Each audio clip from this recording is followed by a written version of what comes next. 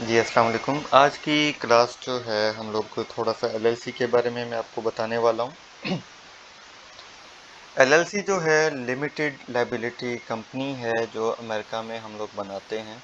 America में किसी भी पर्सन ने किसी भी किस्म का काम करना हो तो वो कंपनी बगैर बनाए बगैर काम नहीं कर सकता। कुछ हम्म। जो काम की इंफॉर्मेशंस हैं जो मैंने यहाँ पे ये बना के रखी हैं, आपको स्क्रीन शेयर कर देता हूँ।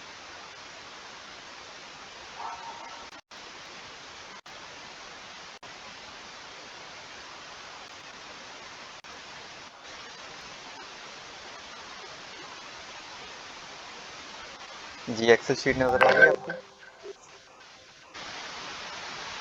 जी।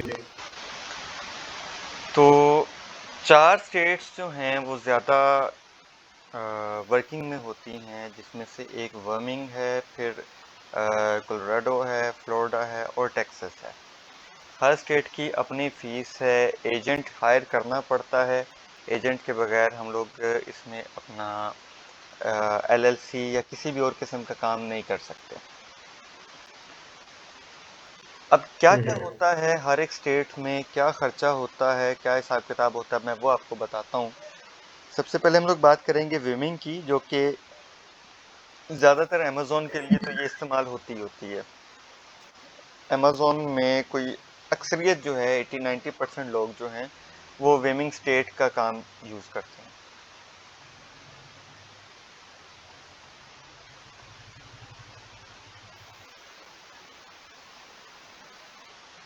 अब स्विमिंग करने का इनका मकसद और फ़ायदा ये होता है कि एक तो इसकी स्टेट फीस होती है सिर्फ $100।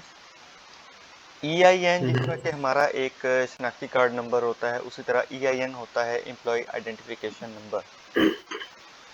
फिर एजेंट फ़ी होती है, वेरी करती है कि कौन सी कंपनी कितनी फ़ी चार्ज कर रही है। अपने कंप्लाइंसेस के वो कुछ परसेंटेज चार्ज कर लेती है, कुछ $9-10 चार्ज कर लेती है, ज़्यादा नहीं होता। इस कंप्लाइंसेस में उन्होंने जो ईमेल्स करनी होती है गवर्नमेंट को और वहाँ से फीडबैक लेना होता है और सारा काम करके देना होता है। यूएस के नंबर के चार्जेस $20 से $40 तक चल रहे होते हैं। एड्रेस भी उसके अंदर शामिल होता है, बाज़ दफ़ा $40 चार्जेस ले लेते हैं। और हमें एक बैंक अकाउंट भी बना कर दिया जाता है हमारे एलएलसी पर। हमने अपने क्लाइंट से जो भी पैसे चार्ज करने हैं डॉलर्स में, वो हम अपने उस बैंक अकाउंट में फॉरवर्ड करते हैं। उस बैंक अकाउंट से हम लोग अपने पाकिस्तानी अकाउंट में ट्रांसफ़र कर सकते हैं। वो बैंक किसके नाम पे होता है, बैंक अकाउंट? वो हमारी कंपनी के नाम पर होता है, एलएलसी, जिस नाम की भी एलएलसी बनाएंगे। अब उन्होंने अगर कोई हाँ। जी जी जी नहीं, बोलिए। अब यहाँ का जो पाकिस्तान का जो रेजिडेंट है, हम्म। वो वहां पे एलएलसी खुलवा रहा है, जी। तो उसको जो वो मिलेगा बैंक अकाउंट, वो अमेरिका वो उस का होगा, कंपनी के नाम पे होगा। कंपनी के नाम पर होगा वो। अच्छा, कंपनी नहीं, कंपनी आपकी वहां है, पे कंपनी आपकी है और आपकी कंपनी के नाम पे बिजनेस अकाउंट ओपन होता है। नहीं, लेकिन उसमें जो है वहां पे किसी की प्रेजेंस जरूरी नहीं है कि ये जो कंपनी रजिस्टर्ड की जा रही है, नहीं, वो प्रेजेंस जरूरी नहीं होती। ये नहीं, वो यहाँ पे जो बंदा बैठा हुआ है, वो कोई उसमें इलीगल मनी भी ट्रांसफर करवा सकता है, या कोई ऐसा इलीगल काम कर सकता है इसीलिए तो जो कि एलएलसी पैसे। इसलिए तो एलएलसी कंपनी बनाई जाती है। नहीं, वो एलएलसी कैसे रोकती है उसको? एलएलसी कंपनी पर आपका शनाख्ती कार्ड और आपका अगर पासपोर्ट अवेलेबल हो, वो साथ में अटैच किया जाता है। बाकी एड्रेस और फ़ोन नंबर जो है वो अमेरिका का यूज़ किया जाता है। वहाँ पे लातादाद कंपनी इस तरह बन रही होती हैं। कोई भी फ्रॉडलेंट एक्टिविटी अगर करता भी है, वो सिंपली क्या करते हैं कि उसकी कंपनी को बैन करके सस्पेंड कर देते हैं। आप अपनी कंपनी को ऑपरेट ही नहीं कर सकेंगे। बैंक में जो अमाउंट पड़ी होगी वो उसको सीज कर देंगे। आप उस अमाउंट को निकलवा भी नहीं सकेंगे।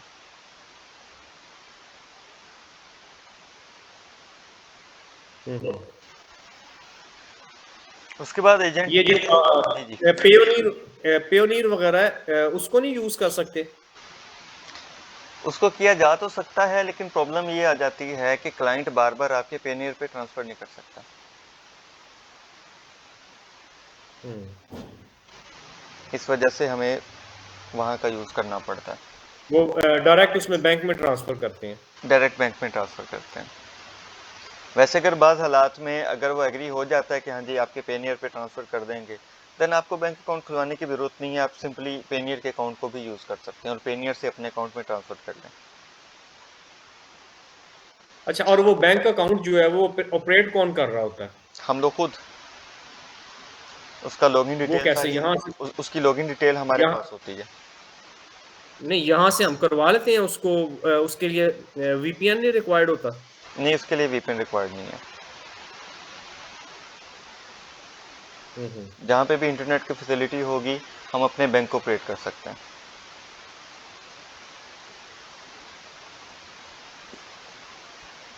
सही। जी, आगे चलें। जी।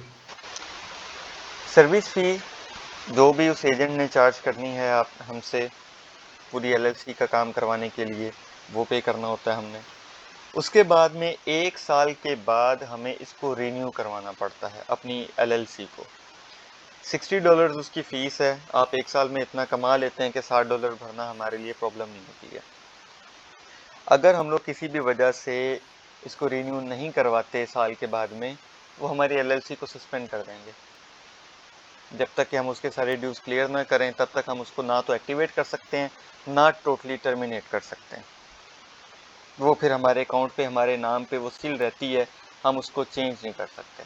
हम अपने ही नाम पर फिर कोई और एलएलसी नहीं बना सकते। हम्म। फिर एक चीज़ ये है कि इसमें इस वाली स्टेट में टैक्स नहीं होता, ज़ीरो टैक्स होता है इसमें। हम लोग अपनी सर्विसेज दे रहे हैं, हम लोग अपनी इनकम कर रहे हैं, तो हमें उस पर कंपनी को स्टेट को जो है वो टैक्स पे नहीं करना पड़ता। इस वजह से वर्मिंग को ज़्यादा इस्तेमाल किया जाता है। अब दूसरी स्टेट आ जाती है कोलोराडो की। अब इसकी स्टेट फीस है 50, बाकी अमाउंट्स वही आ जाती हैं। अब इसकी रिन्यूअल फीस है $10। अब वैसे देखें, स्टेट की फीस 100 से कम होकर 50 होगी, 50% कम हो गई है। रिन्यूअल फ़ी भी 60 से कम होकर 10 हो गई है। इस चीज़ से भी फ़ायदा मंद है। लेकिन प्रॉब्लम ये है कि यहाँ पर हमें टैक्स भरना पड़ता है 4.4%। जितनी भी हमारी इनकम हुई होगी, हमें उसका 4.4% टैक्स पे करना ज़रूरी है। हम लोग अगर टैक्स पे नहीं करते, पेनल्टीज़ डाल देंगे। हम लोग पेनल्टीज़ भी पे नहीं करते, टैक्स भी पे नहीं करते, सिंपल वो हमारी एलएलसी को सीज कर देंगे, सस्पेंड कर देंगे। फिर ना हम कोई काम कर सकेंगे, ना कोई बिजनेस कर सकेंगे, ना अर्निंग कर सकेंगे, जब तक कि हम ये सारी अमाउंट उनको क्लियर आउट ना करते हैं। फिर बारी आ जाती है फ्लोरिडा की।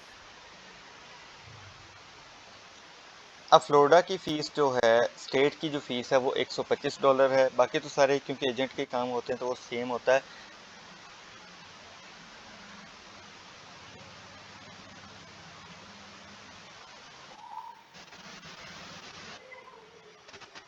इसकी रिन्यूअल फ़ीस जो है ये सबसे ज़्यादा होती है, $300 होती है।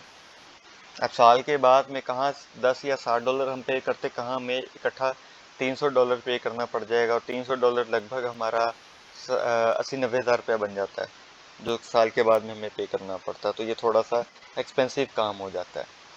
और टैक्स इसमें ज़ीरो है, हमें इसमें भी टैक्स पे नहीं करना पड़ता। फिर टैक्सेस की बारी आ जाती है। स्टेट की फ़ीस 310 है और इसकी रिन्यूअल फ़ीस नहीं है। अब इसकी अच्छी बात यह है कि रिन्यूअल फ़ीस कोई नहीं है। हमने एक दफ़ा अपनी एलएलसी बना ली, फिर सारी उम्र के लिए हम लोग रिन्यूअल से हमारी जान छूट गई। लेकिन प्रॉब्लम ये है कि यहाँ पर टैक्स का रेट बहुत ज़्यादा हाई है, 6.25% हमें इसमें टैक्स पे करना पड़ता है, जो कि हमारे लिए अच्छा खासा प्रॉब्लम वाली बात आ जाती है। हमने अगर कोई लाखों बनाए होंगे तो उसमें हमें हज़ारों जो हैं टैक्स की सूरत में इनको पे करना पड़ जाएगा। तो वो हमारे लिए फिर फाइनेंशियली हमारे लिए कुछ ज़्यादा काबिल कबूल नहीं रह पाता। हमें फिर वेमिंग का करना पड़ता है। वेमिंग के अब अगर चार्जेस हम लोग देखें तो ये सारे चार्जेस मिला के तकरीबन कोई $400 बन जाते हैं, यानी कि तकरीबन कोई 2 लाख तक बन जाता है। और अब स्टार्टअप पर हमारे पास में कोई भी एक पर्सन है जो सीख रहा है अभी डिस्पैच का काम, उसके पास में 2 लाख नहीं है, तब उसके लिए एक ऑफ़र ये आ सकती है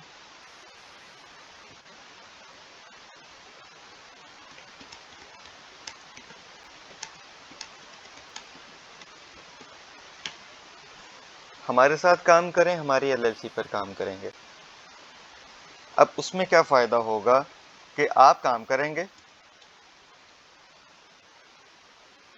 मैं इसका फ़ॉन्ट साइज़ बड़ा कर देता हूँ।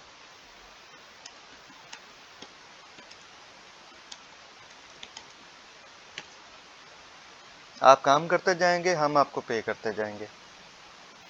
अब वो पे किस हिसाब से होगा, जितना आप काम करते जाएंगे जो भी परसेंटेज आपने क्लाइंट से फाइनल की होगी,